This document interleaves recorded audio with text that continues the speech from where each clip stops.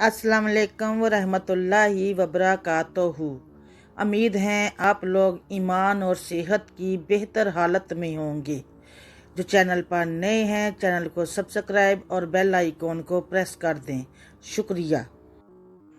अल्लाह तबारक व तआला ने हज़रत अय्यूब अलैहिस्सलाम को बेपनाह दौलत से नवाजा था। दुनिया में मौजूद कोई ऐसी चीज़ नहीं थी जो हज़रत अय्यूब अलैहिस्सलाम के पास ना हो। हज़रत अय्यूब अलैहिस्सलाम अपने वक्त के मल्टी मिलियनर्स थे। फिर अल्लाह पाक ने उनको आजमाया, इनसे सब कुछ छीन लिया। उनकी बहुत सारी औलाद थी और सारी एक साथ फौत हो गई।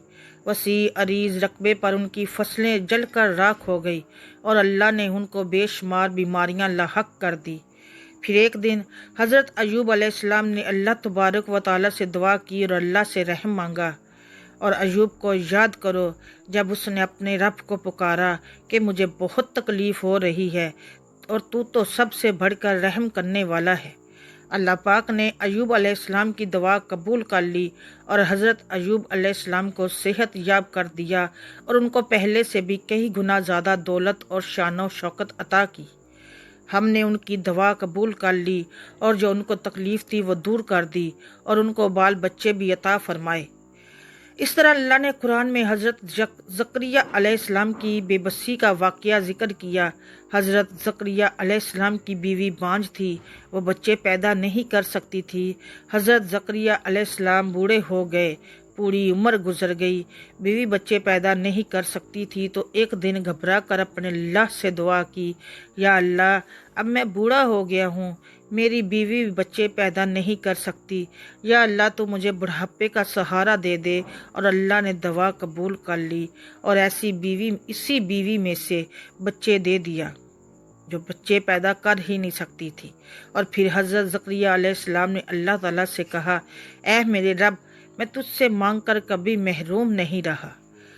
जब उसने अपने रब को आहिस्ता से पुकारा और कहा, ऐ मेरे रब, मेरी हड्डियां बुढ़ापे के सबब कमज़ोर हो गई हैं और सर बुढ़ापे की वजह से शोला मारने लगा और मैं अपने बाद अपने भाई बंदों से डरता हूँ और मेरी बीवी बांझ है, तो मुझे अपने पास से एक वारिस अता फरमा। ए ज़करिया, हम तुझे खुशी से सुनाते हैं एक लड़के की जिनका नाम यहिया है। अर्ज़ की, है मेरे रब, मेरे लड़का कहाँ से होगा? मेरी औरत तो बांझ है और मैं बुढ़ापे से सूख जाने की हालत को पहुँच गया हूँ। हुक्म हुआ, इसी तरह होगा, मुझे ये आसान है और मैं पहले तुमको भी तो पैदा कर चुका हूँ और तुम कुछ चीज़ ना थे। फिर कुरान में अल्लाह ने हज़रत यूनुस अलैहिस्सलाम का वाक़या ज़िक्र किया कि जब वो मछली के पेट में गए तो बेबसी का ये आलम था। कुरान कह रहा कि वो 3 अंधेरों के पेट में थी, एक रात का अंधेरा, दूसरा समंदर के नीचे गहराई का अंधेरा और तीसरा मछली के पेट का अंधेरा।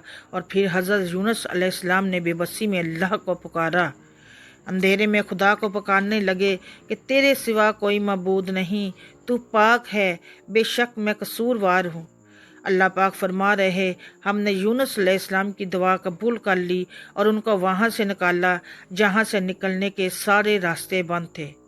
तो हमने उनकी पुकार सुन ली और उनको गम से नजात बख्शी।